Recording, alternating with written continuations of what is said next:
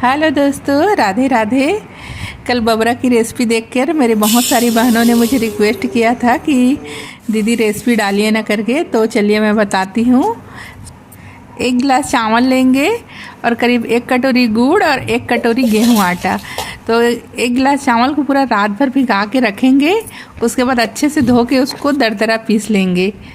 उसके बाद उसी में गुड़ को डाल देना है और आटे को भी डाल देना है और उसके बाद फिर उसको पीस देना है मिक्सी में। तो इसका बैटर इस टाइप का हो जाएगा। अगर गाढ़ा लगेगा तो थोड़ा सा और पानी डाल के पीस लेना है, लेकिन इसका बैटर ऐसे ही रहना चाहिए। और जो तेल है वो तेज़ गर्म होना चाहिए, तब वो अच्छे से फूलता है।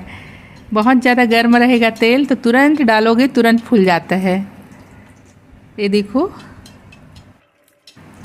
बहुत ही आसान है इसको बनाना। बस इसका बैटर को देखना है, घोल को, कि गाढ़ा और पतला ना रहे। इसी तरह सबको बना लेंगे। ये रेसिपी मैं अपने माँ से सीखी हूँ, इसलिए मातृनवमी के दिन डालने वाली थी, लेकिन बहनों ने कहा तो आज ही डाल दी। लेकिन ये शॉर्ट वीडियो है।